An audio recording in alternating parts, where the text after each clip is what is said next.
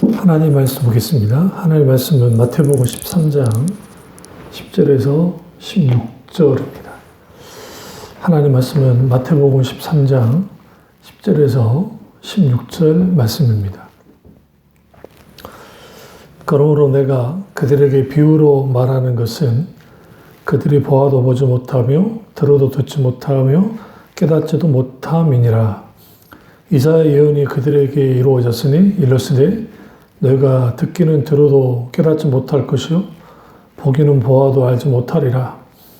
이 백성이 마음이 완악하여져서 그 귀를 듣기에 둔하고 눈은 감았으니 이는 눈으로 보고 귀로 듣고 마음을 깨달아 돌이켜 내게 고침을 받을까 두려워함이니라 하였느니라. 그러나 너희 눈은 봄으로 너희 귀는 들음으로 복이 있도다. 아멘. 말씀 제목은 보는 눈과 들을 귀를 갖는 복이라는 말씀으로 은혜를 나누겠습니다. 보는 눈과 들을 귀를 갖는 복이라는 말씀으로 은혜를 나누겠습니다.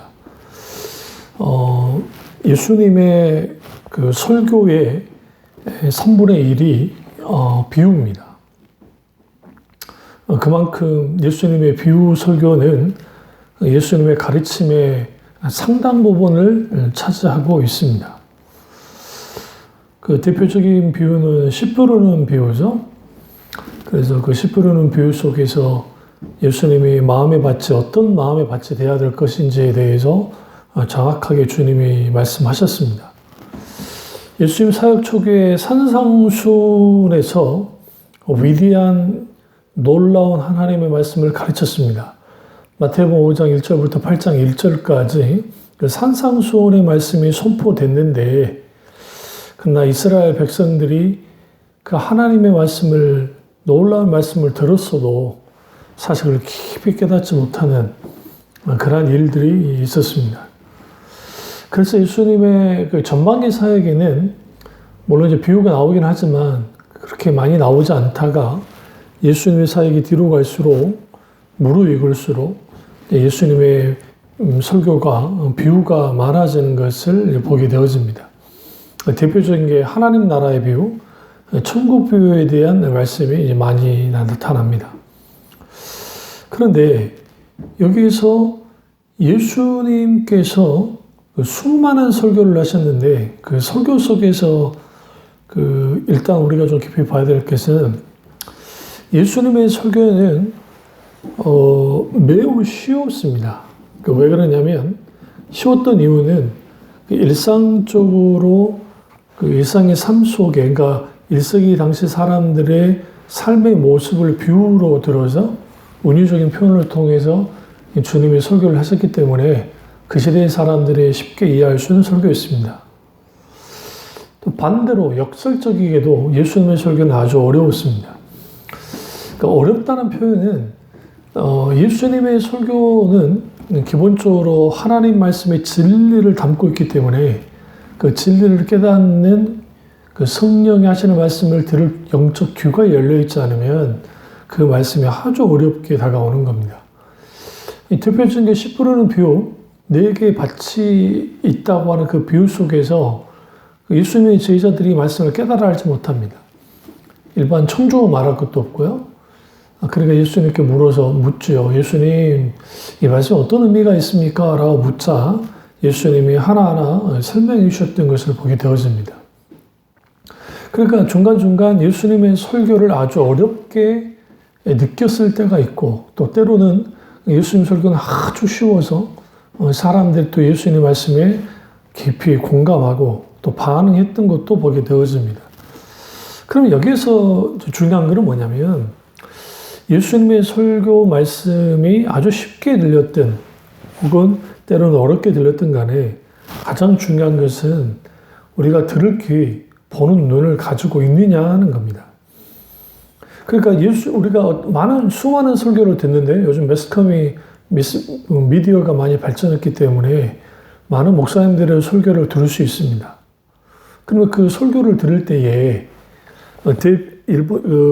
교육학자들이 하는 말이 아무리 명강의를 하는 교수님이 강의를 하셔도 70% 정도를 총중히 이해하면 정말 대단하게 이해한 거라고 말합니다.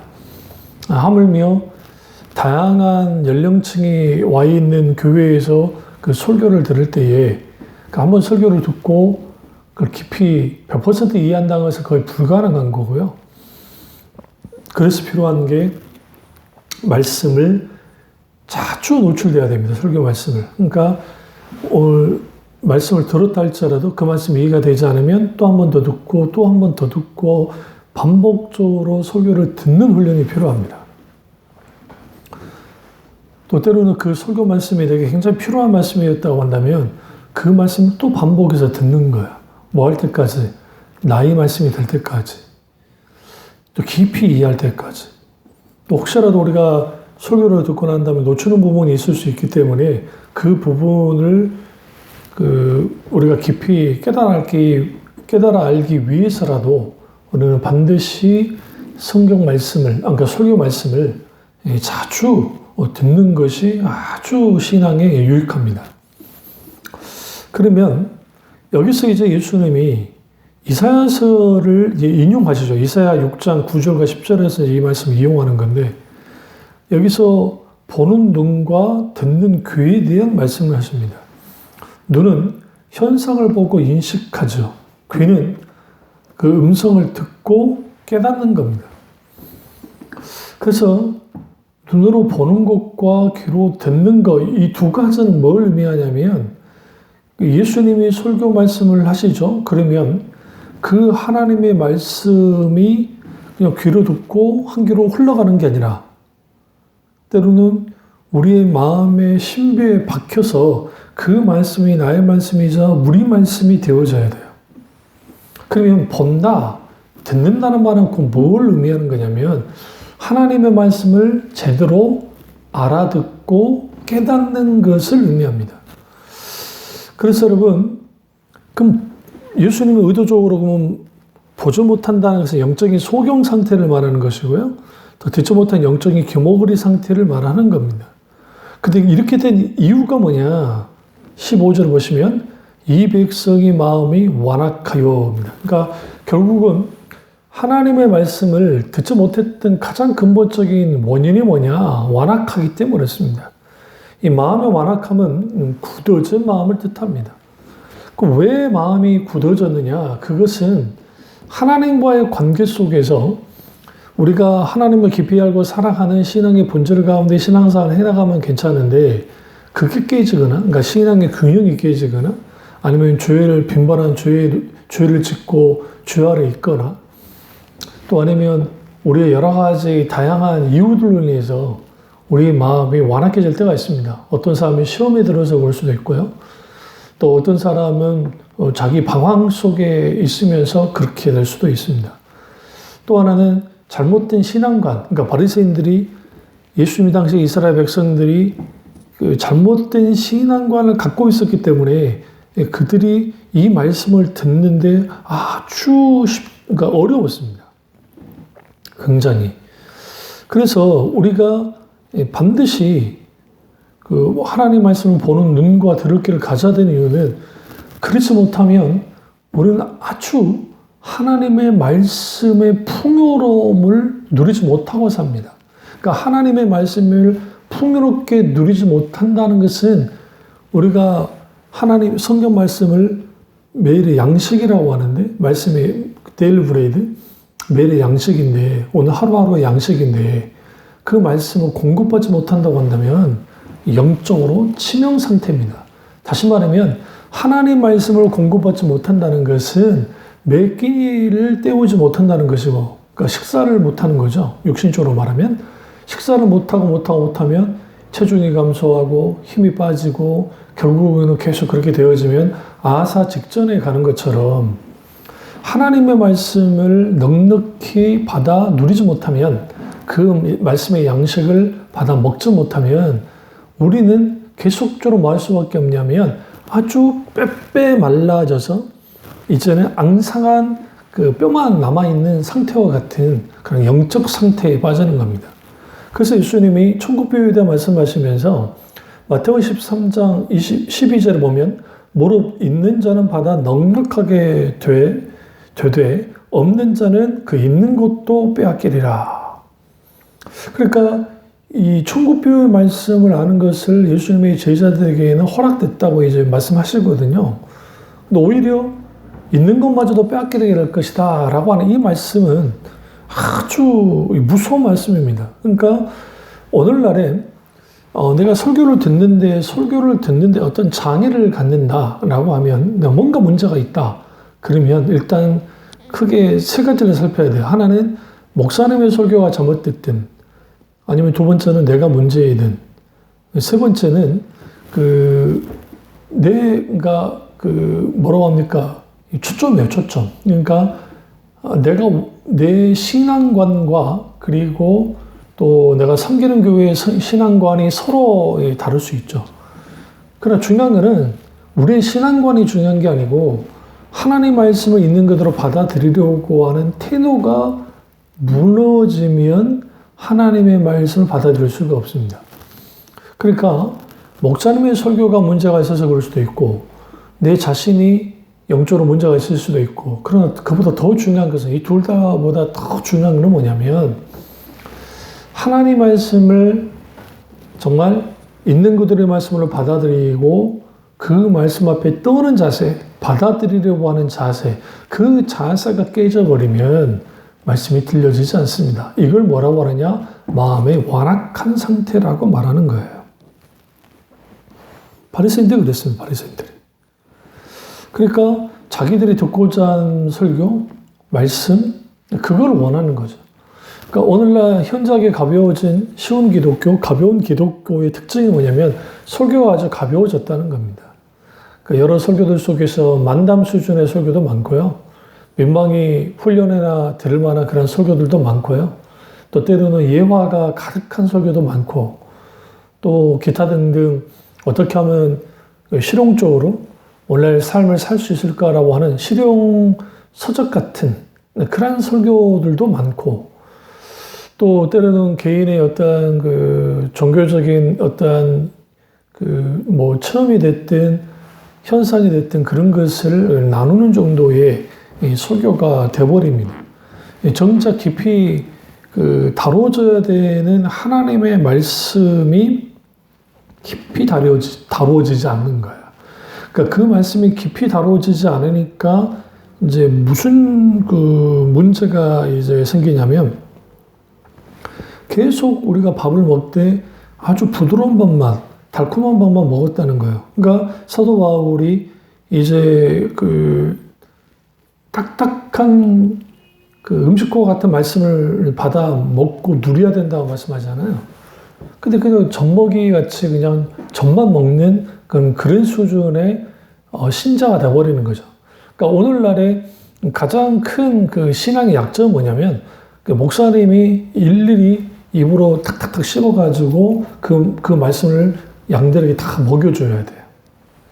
그러니까 부드럽고 솜사탕 같고 그러한 설교를 하기를 원하거든요.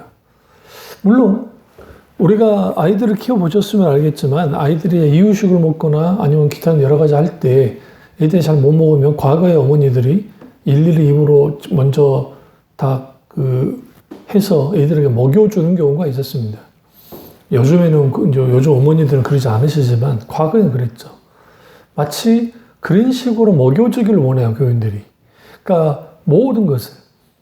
그래서 하나님 말씀에 진리되는 부분들 중에 상당수를 이렇게 빼거나 이 설교가 이제 그렇게 되어지는 거죠. 그러니까 제가 신대원에 다닐 때에 그때부터 대두된 게 그전에도 그랬지만 설교는 무조건 쉬워야 된다라는 거였어요. 그 말은 동의합니다. 그런데 예수님의 설교를 쭉 들여다보시면 그러니까 그 설교 자체가 그냥 듣기 편한 설교도 솔직히 있긴 있었어요. 그러나 거기에는 또 예수님이 숨겨진 담론들이 많았고, 그리고 그 말씀이 소보될 때 예수님의 제자들이나 또 설교를 잘못 듣고 오해하는 일들도 벌어집니다. 그러니까 거기에서 걸려 넘어지는 거죠. 그러니까 예수님의 설교가 아주 어렵게 느껴지는 가장 근본적인 이유는 뭐냐면 들을 귀가 열려 있으면 그 말씀을 깊이 깨달아 알 텐데 그 들을 귀들이 막혀 있는 거예요. 그러니까 한쪽 면에만 보면 예수님 설교는 쉬웠다. 그러나 또 한쪽 면에는 예수님 설교는 아주 어려웠다는 거예요. 이 두 가지가 같이 이제 이게 뭐 충돌하는 것이 아니라 같이 갔어요. 그러니까 우리가 설교를 전하는 자나 듣는 자나 동일하게 하자는 것이 뭐냐면 성령께서 깨닫게 하는 지혜를 달라고 기도해야 돼요. 그러니까 말씀을 선포하는 목사도 이 말씀을 선포할 때 양들이 막 잘 받아 먹을 수 있도록 성령께 역사해 달라고 해야 되고요. 그또 설교를 듣는 사람들도 그 들을 길을 열어달라고 기도를 해야 되고요. 그러니까 성령님에 의해서 말씀이 선포되어지면 아주 딱딱하고 어려운 말씀 같아도 아주 깊이 말씀을 받아 들을 수 있고 또 하나님의 말씀을 듣는 훈련이 계속적으로 되어지면 이제는 그 말씀에 익숙해집니다. 익숙해지면 그 말씀을 깊이 이제 받아 누릴 수 있게 되어집니다. 세상은 복음의 소리를 외면하고 듣기 싫어합니다. 그러면 주일날 우리가 이제 아니면 또 수요 예배든 금요 예배든 뭐 기타 등등 예배를 드리면서 설교를 들을 때에 어떠한 교인이 세상 사람과 별반 다를 바 없이 살아가다가 주일날 그것도 딱 한 번, 그것도 주일 낮 예배에 나와서 설교를 딱 듣는다고 가정했을 때 늘 세상 소리에 익숙했던 사람이 뭐 그러니까 주중에 목사님의 설교를 뭐 인터넷 설교를 방송 설교를 들었든 아니면 담임 목사님의 설교에 계속 노출됐으면 상관이 없는데 그런 것도 없이 그냥 세상 소리에 귀를 쫑긋 세우고 그렇게 살아가던 사람이 주일날 낮 예배 그것도 성경을 매일매일 읽는 것도 아니고 그날에 주일날 딱 한 번 본문 설교 본문 말씀하실 때 찾아서 읽는 사람이 설교를 듣겠다고 하는 그러한 그 말 그대로 그 무모함을 오늘날 너무나 많은 교인들이 하고 있다는 겁니다. 그러니까 목사님의 설교를 계속적으로 그 설교 말씀이 선포될 텐데 그 설교 말씀을 선포되는 그 말씀 가운데 주중이든 언제든 계속 말씀을 읽든 설교 말씀을 듣든 이러한 것들이 우리의 삶 속에서 때는 너무 바쁘면 또 차를 운전하는 분이면 그 뭐 설교를 틀어놓을 수도 있는 것이고 아니면 기타 등등 여러 가지 방법을 통해서 말씀이 노출돼야 되는데 그것도 하나도 없던 사람이 세상 사람과 별반 다를 게 없이 살았던 사람이 나와서 이젠 듣겠다고 말씀을 주목하여 보겠다고 하는 이 모든 행동들은 어떻게 보면은 그것이 코미디예요, 코미디. 그러니까 그 주일날 설교를 들으면서 늘 조는 분이 있잖아요. 그러니까 너무 피곤해서 조는 것은 그럴 수 있습니다. 그러나 이걸 반복적으로 설교 때마다 조시는 분들은 영적으로 아주 심각한 문제가 있고 또 다른 분은 아주 일상의 삶을 아주 그러니까 바쁘게 살다 보니까 이제 교회 나와서 예배를 드려요. 근데 여전히 내 머릿속에는 바쁜 이런 것들이 많거든요. 그러니까 설교를 들어도 여러 잡생각에 막 이게 넘쳐나가지고 말씀에 집중하지 못하는 사람들이 있습니다. 이런 사람들은 그 말씀이 들어올 자리가 없어요. 그러니까 들리지 않죠. 그럼 들리는 건 뭐가 들리냐면 예화예요. 그러니까 감동이 있는 예화이든 재미있는 예화이든 기타 등 이런 예화가 이제 들리지 나머지 그 목사님이 하셨던 그 성경에서 말하는 어떤 그런 말씀들은 거의 기억나지 않는 들려지지 않는 이러한 일들이 오늘날 너무나 많은 교인들 속에서 일어나고 있다는 겁니다. 그 뭐가 문제인가? 그 보는 눈 그리고 듣는 귀라는 표현은 이미 구약과도 관계가 있어요. 왜 그러냐면 그 에스라와 학계, 특별히 에스라를 통해서 이제 이스라엘의 그 하나님의 부흥이 일어날 때에 그때 그러니까 제2성전 포로 교환한 이스라엘 백성들이, 유다 백성들이, 유대인들이 이 에스라를 통해서 에스라가 하나님 말씀을 낭독할 때 그들이 주목하여 봤다고 생각을 말합니다. 그 주목하여 봤다, 그리고 들었다라는 거죠. 그래서 예수님은 의도적으로 보는 눈, 그리고 듣는 귀 할 때에 봐야 돼요. 과거 어떤 목사님이 우스갯소리로 목사님의 설교를 들을 때는 목사님을 잡아먹을 듯이 그 목사님의 눈을 쳐다보면서 설교를 들으라고 하신 말씀이 있었거든요. 어떤 면에서 목사님 부담스러울 만큼. 왜 주목한다는 같이 눈을 아이 컨택을 한다는 거잖아요. 그러니까 말씀을 잘 듣는 거죠. 그러니까 공부를 참 잘하는 친구들인 학교 선생님이나 교수님들이 강의할 때에 아이 컨택을 참 많이 합니다. 질문도 잘하고. 마찬가지로 설교할 때에, 그러니까 말씀이 강단에서 설교가 선포될 때에 그 말씀에 집중하고 그리고 주목해야 돼요. 주목하다는 걸 다시 말하면 집중해서 들어야 됩니다. 말씀을. 그리고 또 하나는 뭐냐면 이제 듣는 거죠. 주목해보고 그 다음에 듣는 거예요. 근데 어떻게 듣느냐는 거예요. 어떻게? 귀가 열려야 됩니다. 들을 때는 그 말씀이 정말 진짜인지 아닌지를 분별해야 돼요. 어떤 목사님들이든 100% 진리의 말씀을 선포한다는 것은 힘듭니다. 왜냐하면 인간은 오류가 있기 때문에. 그래서 목사님들이 할 일은 최대한, 저도 마찬가지지만 최대한 하나님의 말씀의 기준에서 하나님의 말씀의 다름줄의 기초에서 중심으로 해서 설교를 하려고 몸부림칩니다. 그러나 인간은 한계가 있기 때문에 100% 정확하게 맞는 설교하기가 쉽지 않습니다. 그렇다고 한다면 전하는 자나 듣는 자나 다 뭘 해야 되냐? 이 말씀을 좀 분별해야 돼요. 그러니까 베레아 교인들처럼 그 말씀이 그러한가 상고해야 돼요. 상고했다는 것은 핀셋으로 하나 티를 잡아내듯이 말씀을 깊이 들여다보라는 거예요. 단순히 목사님의 설교를 꼬투리 잡기 위해서 그러라는 게 아니라 그 말씀이 정말 진짜인지 진리인지 그리고 그 말씀이 나의 말씀이 되어야 되는지 그 말씀이 나의 말씀이 되면 우리는 그 말씀을 붙들고 기도하셔야 돼요.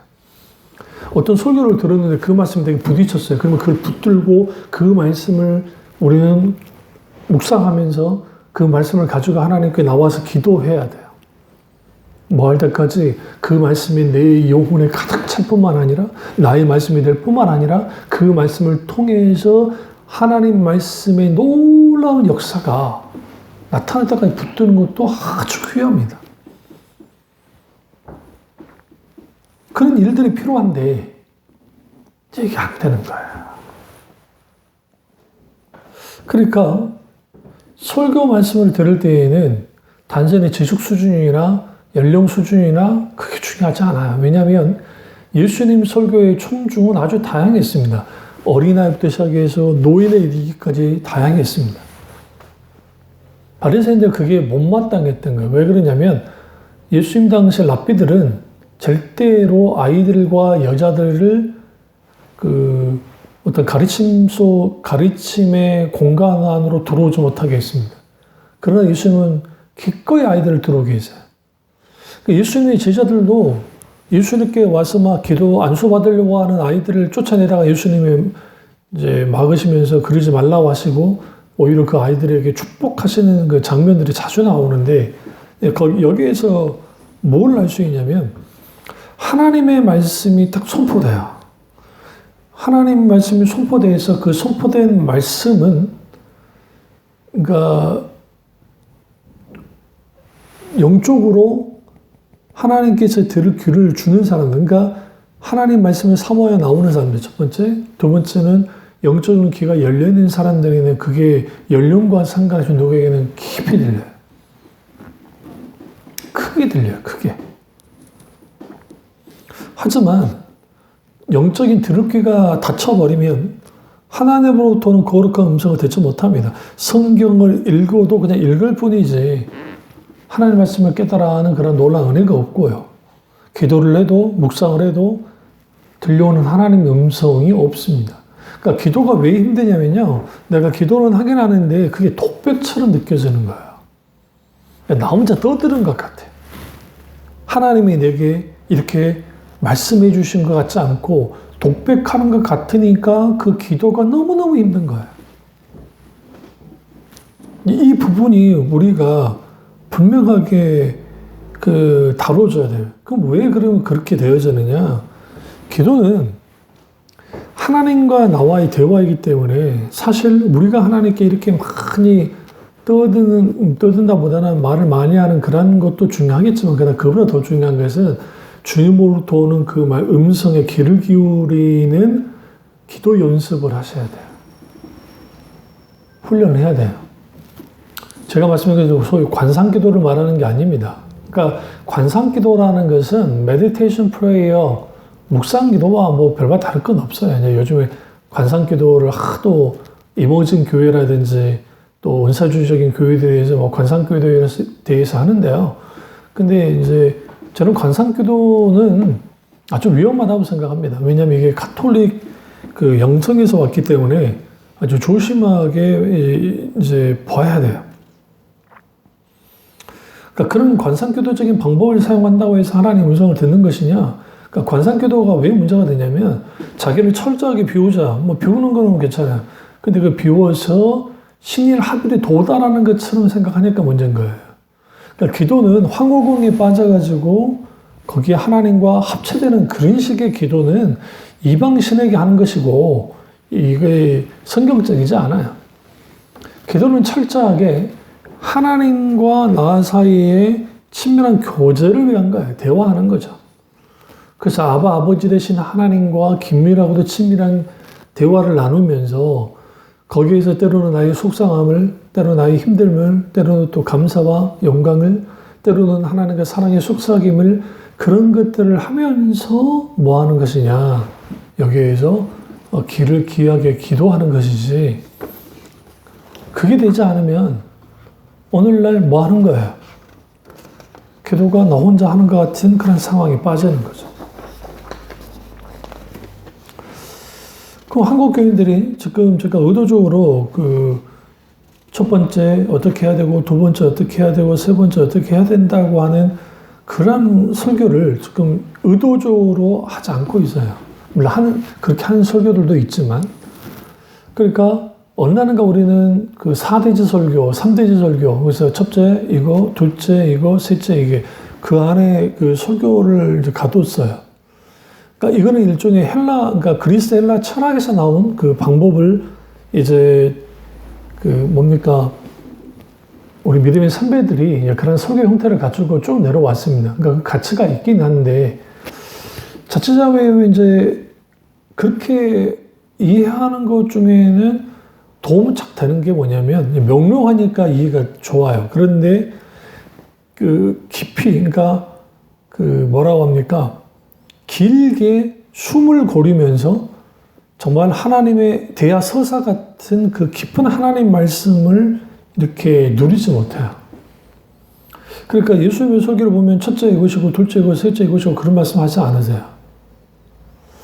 그러니까 한국교회 특별히 성도들, 다른 미국 있는 교회들도 마찬가지지만 주로 이렇게 대지설교, 그러니까 첫째 어떻게 해야 될까요? 첫째 이것이고, 저도 그런 설교 많이 합니다만은 그 설교가 틀렸다는 건 아닙니다. 그러나 그런 설교에만 익숙해지면 안 된다는 거예요. 왜 그러냐면 때로는 우리가 성경을 읽을 때에도 어떤 문맥 전체를 이해하면서 쭉 성경을 읽어야 된다 했잖아요. 제가 늘 강조하지만 구절 하나 딱 빼고 나와가지고 그 말씀이 그렇다 그러면 안 된다고요. 예를 들어서 이런 거죠. 내 시작은 미약하였으나 내 나중은 창달이라 라는 그러한 말씀이 있습니다. 여기서 보시면. 그러면 이제 송구라든지 송구 액자라든지 그런 게 많이 이제 있어요. 그럼 주로 이제 이런 송구나 이런 또 액자나 이런 것들은 처음 개업을 하시는 성도님들 가게에서 개업식 예배를 드릴 때 주로 선물로 많이 드리는 거거든요. 그런데 이제 우리는 그걸 그냥 이제 좋은 말씀이니까 그렇게 받아 이제 드려지는데, 그 말씀의 배경을 보게 되어지면 결코 그 말씀은 그렇게 사용되면 안 된다는 걸 알 수가 있어요.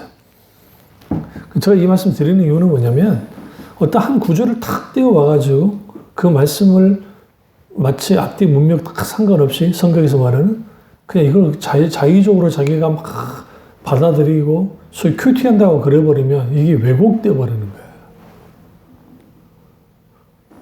그러면 내 시작은 매약하였으나 내 나중은 창대하리라는 이 말씀의 치명적인 오류는 뭐냐면 그 욥의 친구들이 엘리바스입니까? 그 친구가 너 회개해라.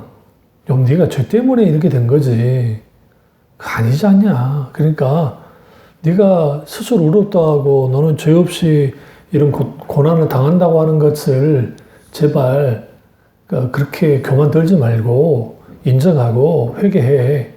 그러면 하나님이 지금 네가 이제는 모든 걸 잃어버렸고 끝났지만 네가 이렇게 이제 회개하고 돌이켜서 그렇게 시작하면 비록 너의 시작은 미약하지만 나중은 창대하게 될 거야 라는 말입니다.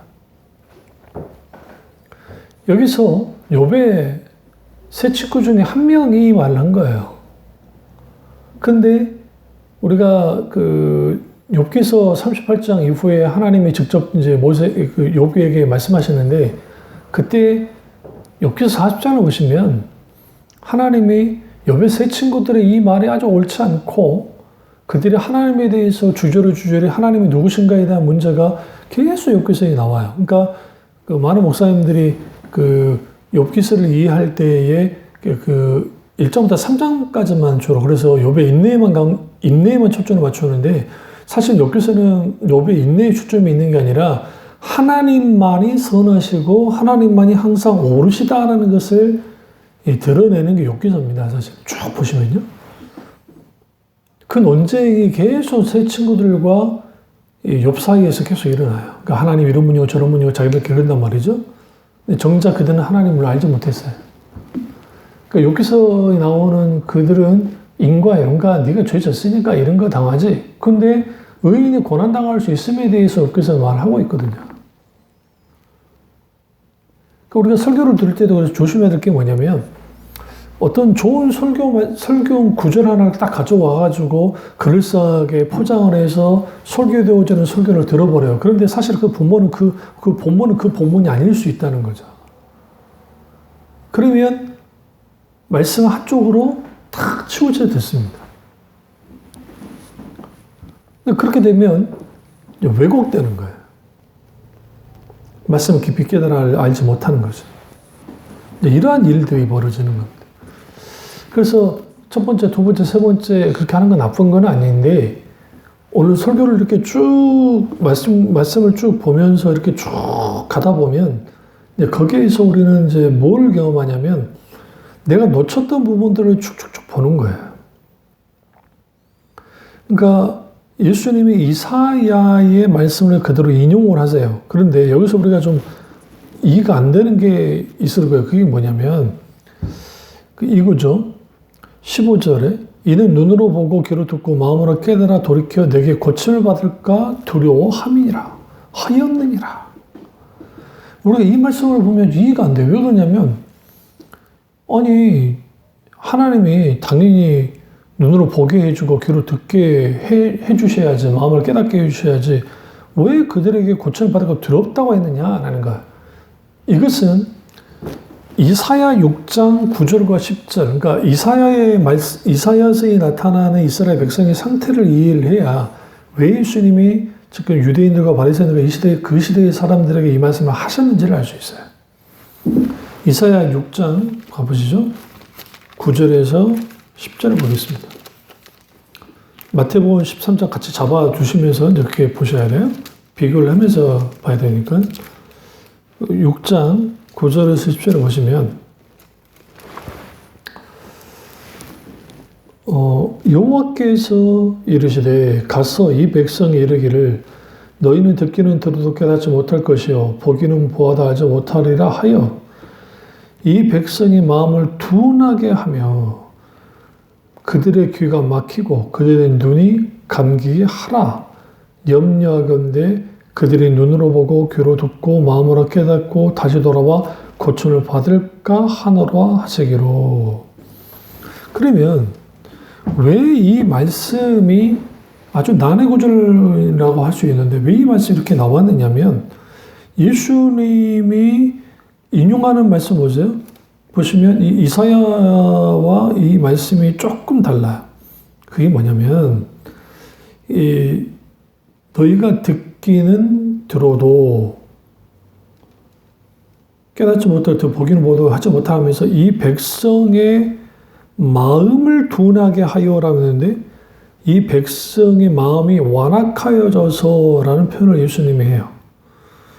그러니까 예수님은 아까 그 이사야서에서는 지금 누가 문제가 이들이 그 마음을 둔하게 했다는 거예요. 백성의 마음을. 이 백성의 마음을 둔하게 하며 그들의 귀가 막히고 그러니까 그럼 왜 그들의 마음이 이렇게 둔하게 되는가? 이게 뭐 예수님이 잘못 인용한 건 아니고 완악함과 둔하다는 것은 그 뭐 크게 다를 바는 없어요. 그럼 왜 이렇게 되느냐? 그 이유가 있어요. 그 이유는 뭐냐면 이 말씀의 배경은 이사야가 이제 그 성전 문지방 사이에서 하나님의 영광이 비쳐나오는 하나님 영광의 임재를 깊이 경험했습니다. 거기서 하나님의 놀라운 은혜를 경험한 거죠. 그리고 난 다음에 이스라엘 백성들의 영적인 상태에 대해서 이제 말씀하시는 거예요. 그게 뭐냐면 이거죠. 이사야 1장 14절. 내 마음이 너희의 월삭과 정한 절기를 싫어하나니 그것이 내게 무거운 짐이라 내가 지기에 곤비하였느니라.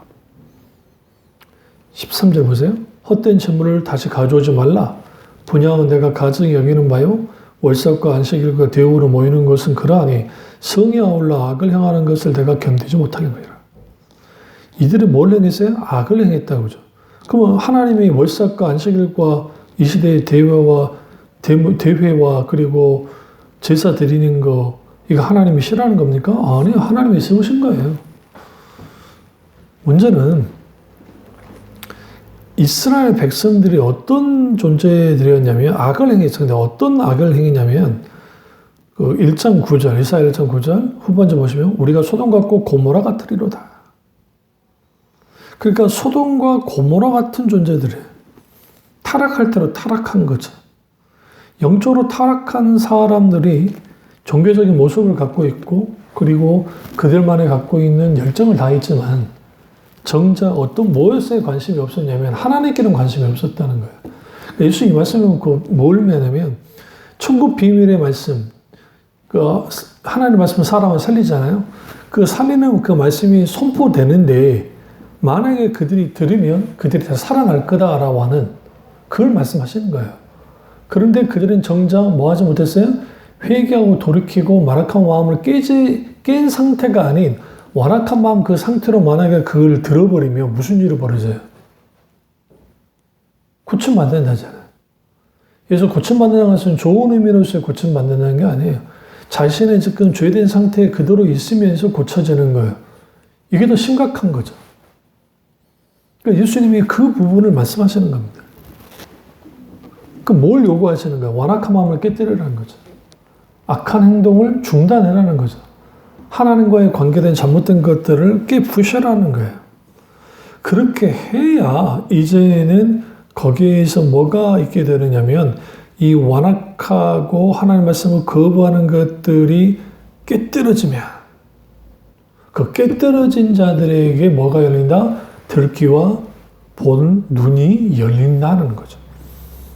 여기서 주님이 강조하는 건 뭐냐면 하나님이 역설적인 표현하는 거예요. 그들이 고침받을까 내가 두렵다라는 것은 그들이 진정으로 하나님 앞에 변화되지 않는 상태에서 그 소교에 깨달아서 은혜 받아가지고 뭔가 내가 이제 그래 으쌰으쌰 그거는 오히려 2번 죽이는 것과 똑같다는 거죠.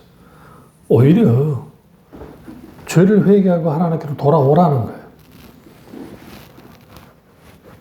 그러나 그들은 귀를 막았고 스스로 눈을 감고 스스로 귀를 닫아버린 거예요.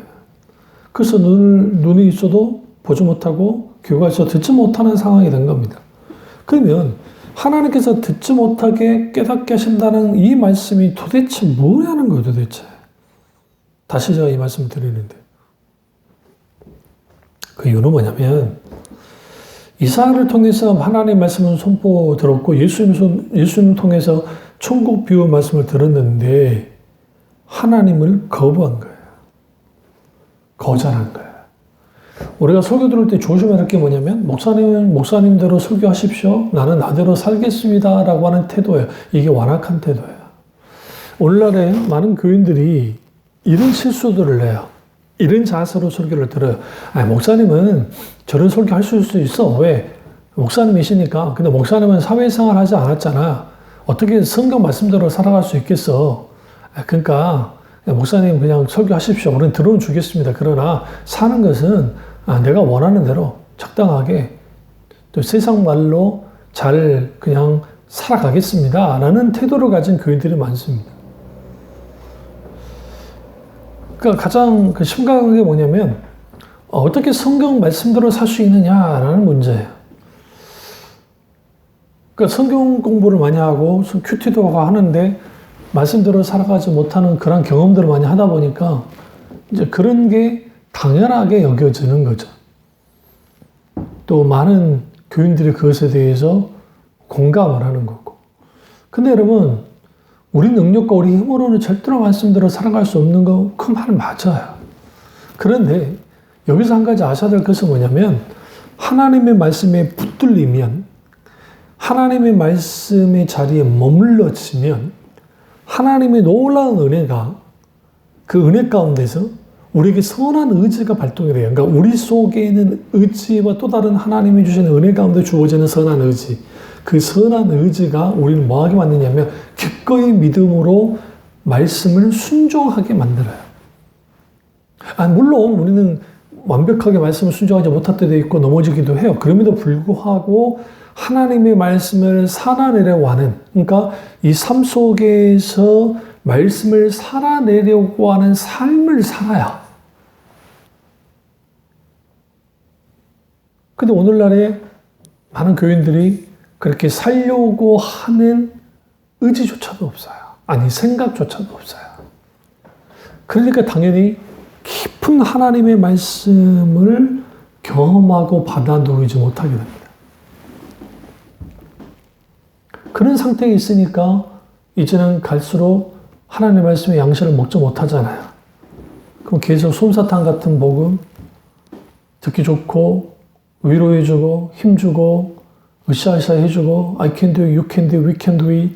적극적인 사고방식이나 본용주의에서 말하는 우리는 이렇게 해서 복받고 이렇게 해서 행복하고 이렇게 해서 뭐 할 수 있고 우리는 성공할 수 있고 우리는 늘 긍정적으로 막 살아갈 수 있습니다. 그래서 우리는 정말 신나게 살아갑시다고 하는 이 조이 오스틴 같은 그러한 소위 설교가 아주 좋은 거예요. 왜? 그럼 부담 없잖아요.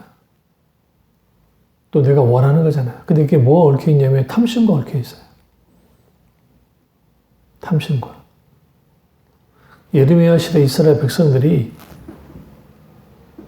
아침에 딱 깨면 빨리 밥도 먹기 전에 제사장이나 선지자에게 찾아가서 오늘 우리에게 어떤 위대한 말씀을 주셨습니까? 라고 하면서 어미한 말씀이 어떤 말씀인지를 물었던 사람들이에요. 하나님은 이에 대해서 아주 분노하셨습니다. 너희는 어미한 말씀, 위대한 말씀이라 하지 말아라. 그럼 그들이 말하는 위대한 말씀, 어미한 말씀은 뭐냐면 오늘 우리에게 복 주고 오늘 우리에게 뭔가 위로 주고 뭔가 우리에게 도움이 되는 어떤 그러한 내게 힘이 되어지는 복 주는 그런 말씀이 있었냐? 그걸 묻는 거죠. 그래서 하나님께서 예레미야에게 그들을 향해서 어미한 말씀을 하지 말고 나는 뭐 한다? 거룩한 말씀, 카도시 워드, 거룩한 하나님의 말씀을 선포하기를 원하신다는 거죠. 그래서 여러분, 설교를 듣다가 힘을 얻을 수 있어요. 그거 잘못된 거 아니죠. 그러면 뭐가 문제인 거냐면 하나님 말씀 앞에 내가 듣는 자세, 배우려는 자세, 그리고 말씀 앞에 납작 엎드려서 떠는 자세를 가지고 들어야 돼요. 하나님 말씀하시옵소서. 종이 듣겠나이다. 내가 순종의 자세를 가지고 말씀을 들어야지. 그게 아니고 한번 나를 설득할 수 있으면 설득해보라고 하는 태도로 설교 듣는 거. 이게 아주 마음의 완악함 속에서 일어나는 일들이에요. 이런 것들은 교회에 아주 빈번하게 일어납니다. 그뿐 아니라 그런 속에서 뭐가 있게 되어지냐면 설교가 일종의 이제 뭐가 되어지냐면 사람들 속에서 그렇게까지 중요시 여기지 않게 되는 거예요. 그러니까 우리 믿음의 선배들이 신앙을 할 때 설교를 아주 중요시 여겼는데 역설적이기도 설교가 그렇게 크게 중요하진 않아요. 또 그러면서도 설교는 중요해요. 어떤 면에 또 어떤 식으로 사람들에게 아주 히트를 칠 수 있는 그러니까 감성적이고 뭔가 좋게 말하면 감동적인 설교들 막 그런 것들을 잘하면 이 사람들이 그 설교에 취하는 거예요. 그러니까 그게 정말 하나님의 말씀, 하나님의 성경 말씀에서 주어지는 그러니까 그들이 듣고자 하는 설교가 아니라 하나님 하고자 하는 말씀을 해야 되는데 그들이 듣고자 하는 설교들을 계속 해주는 거죠. 그렇게 되어지면 하나님 말씀이 들려오지 않아요. 왜? 내가 듣고 싶은 것만 들으니까요. 예수님 당시 사람들은 하나님 아들이신 예수님을 통해서 하나님 나라의 비밀을, 천국 비유의 비밀을 들었습니다. 그러나 그들은 그것이 얼마나 귀한 줄 알지 못했어요. 그러니까 예수님이 그들이 듣고 있는 하나님 나라의 비밀이 얼마나 귀한지를 가르쳐 줬는데 그들은 그 하나님 나라의 비밀의 가치를 얼마나 귀한지를 그들은 알지 못했다는 거죠. 그것은 구약의 선지자들 설교도 마찬가지예요. 그 시대의 이스라엘 백성들이 얼마나 가치 있는 건지를 알지 못했습니다. 여기서 우리가 신앙생활 하면서 아주 깊이 조심해야 될 게 뭐냐면,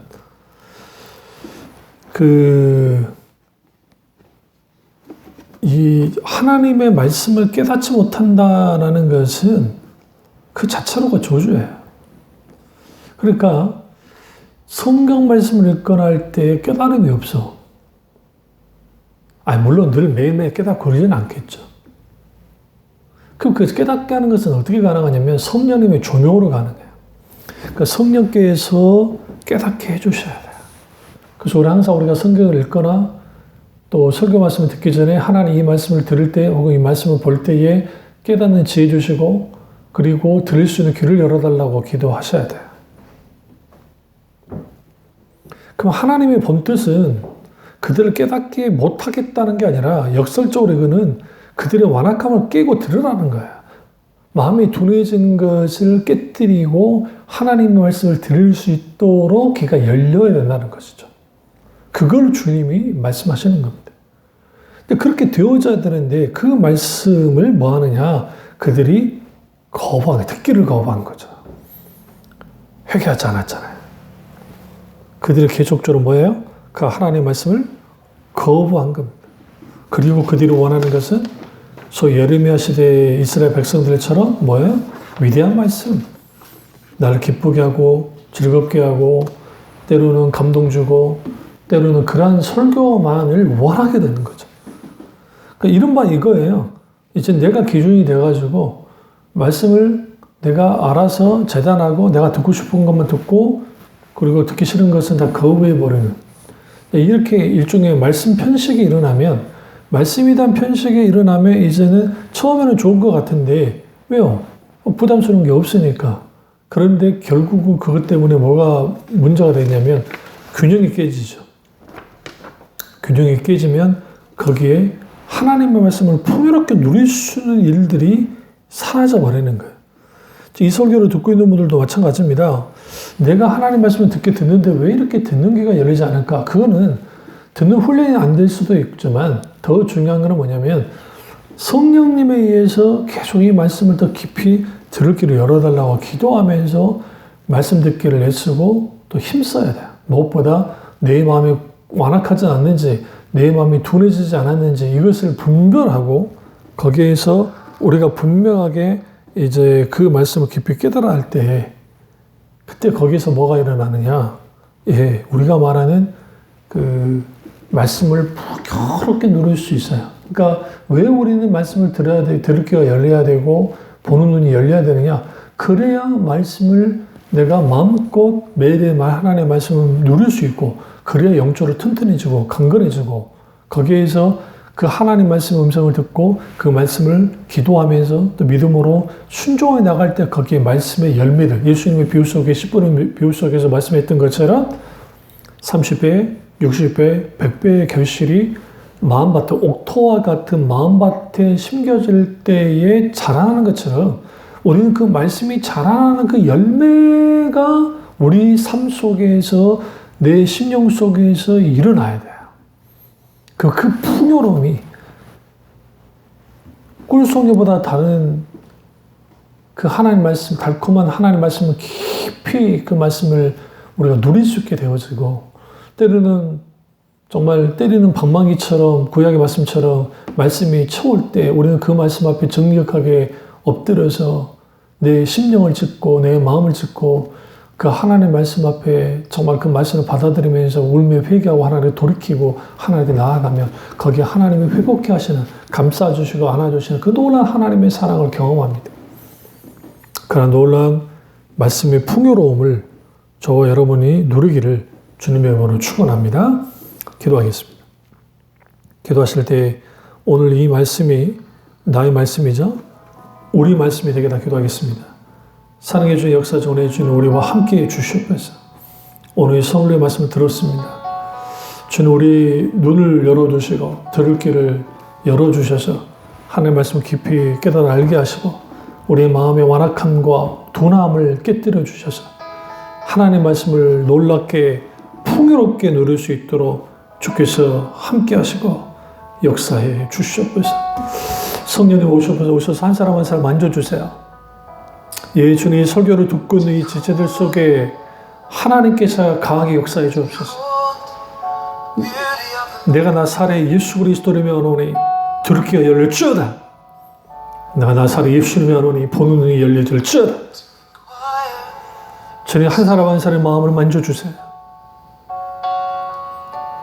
얼르스컬러바이어서 컨너바바리아 주님이 놀랍게 만지시고 역사해 주시며 성령이 강하게 역사해 주시옵소서.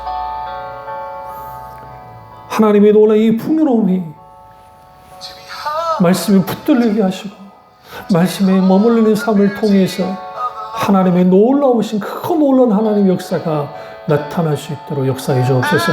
주님 성령의 이름을 부어주세요. 성령의 놀라운 기름을 부어주시며 하나님의 큰 놀라운 은혜가 있을 수 있도록 은혜 베풀어 주시옵소서. 오늘도 정말 혼란과 밖에 원하고 예수님의 이름으로 기도드렸습니다. 아멘.